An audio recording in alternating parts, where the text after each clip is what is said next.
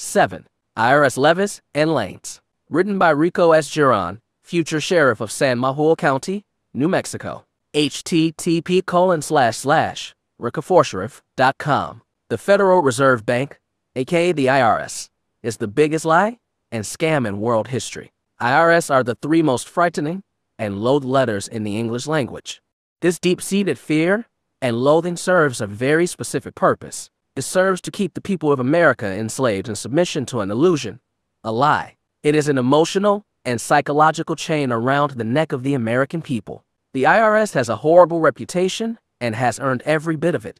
It has, by their own admissions, committed crimes against innocent citizens and continues to be the Gestapo of America today. They confiscate more homes, destroy more families, take more money, ruin more lives, and commit more crimes than all the street gangs combined. They are indeed vivid proof that the greatest threat we face as a nation is our own federal government. From The County Sheriff, America's Last Hope, by author Richard Mack. Here it is in a nutshell. The IRS is a private debt collection agency for the private banking system known as the Federal Reserve Bank. 107.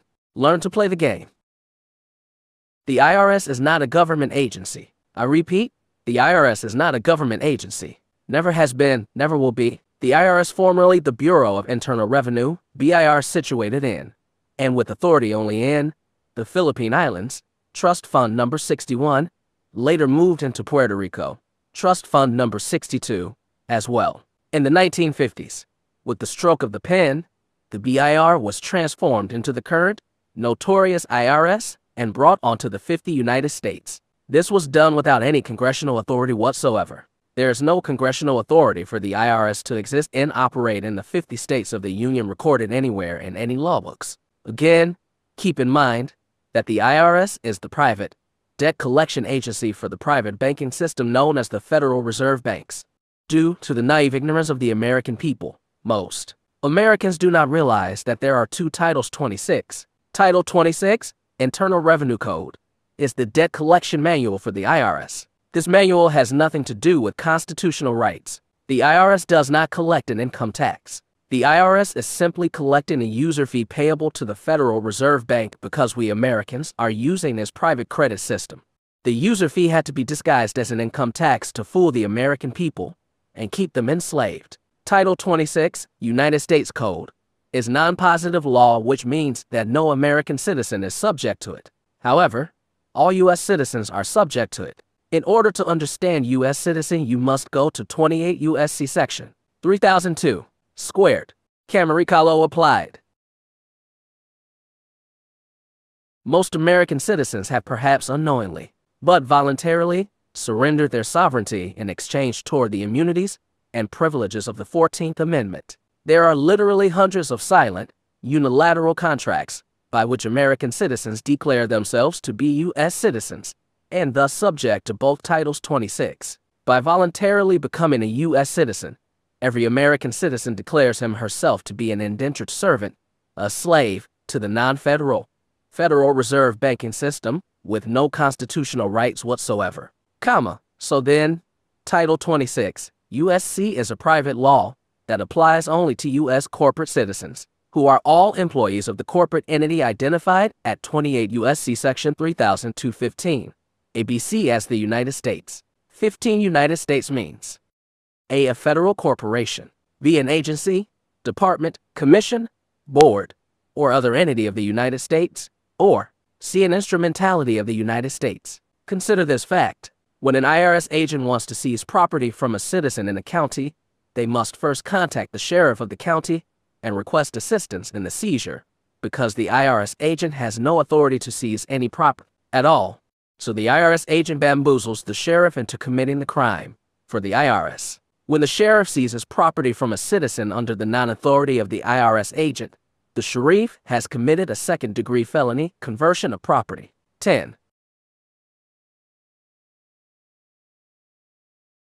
7. IRS Levies and Liens. Written by Rico S. Giron.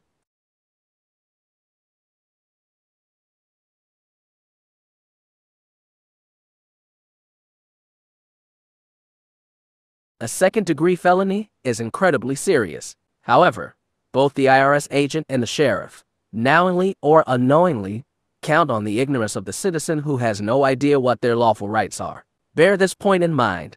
If the IRS agent has no authority to seize any property at all, then they cannot delegate or confer on the sheriff what they do not have. In addition, the sheriff has no idea that he has engaged in a serious crime. Here is where the maxim, ignorance of the law is no excuse for violating the law applies. Hence the maxim, the law leaves the wrongdoer where it finds him. We do not have an excuse based on the legal system.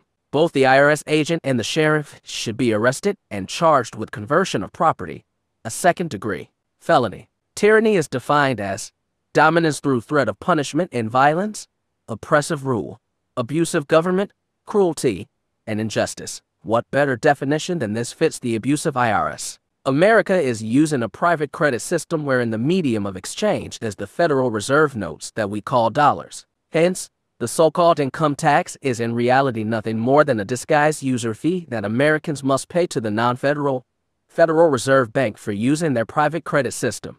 Research Title 12, USC. The legal definition of dollar is a gold or silver coin of a specific weight and with specific markings. Thus, a Federal Reserve note, FRN, is not and cannot ever be a future sheriff of San Manuel County, New Mexico. The IRS is not a government agency. I repeat,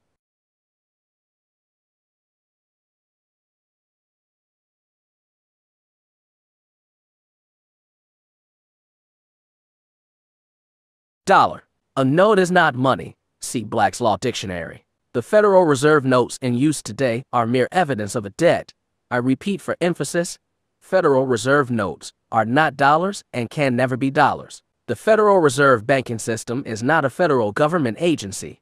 There aren't reserves, and there is no real money of account of the United States in existence and used today. The Federal Reserve banking system is a private cartel that has usurped the authority of the Congress to coin money. Federal Reserve notes are just as worthless or just as valuable as monopoly money used in the game Monopoly.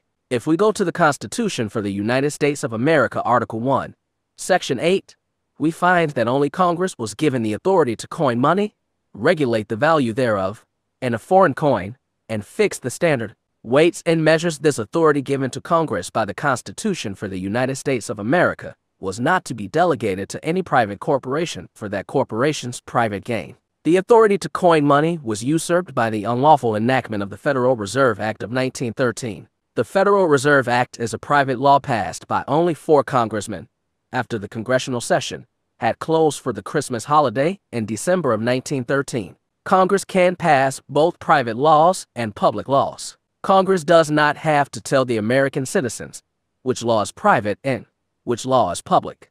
We are simply led to believe that all laws are public. This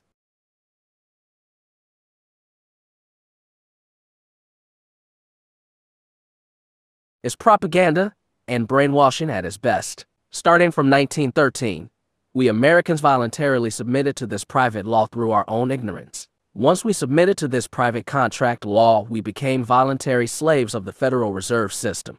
This was a silent coup d'etat wherein the American people became the slaves of the Federal Reserve Bank. The killing blow, the coup de grace pronounced, de grace, was delivered upon the American people by Franklin D. Roosevelt in 1933 by removing the gold standard from the American economy. Franklin Roosevelt assisted the FRB in heisting the gold supply from this country right out from under our noses. The Federal Reserve Bank is the single largest in operation ever set in motion.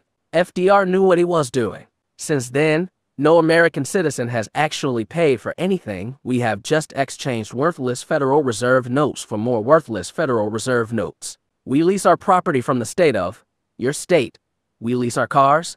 We lease our houses. We own nothing. Since 1933, no American has owned their property in allodium. That is why the state of your state can take your property for just about any reason. That is eminent domain, failure to pay so-called property taxes, state income tax, etc. For anyone who has ever dealt with a debt collection agency, you know how nasty, mean, and dirty they can be. Now take that nastiness, that meanness and dirtiness, and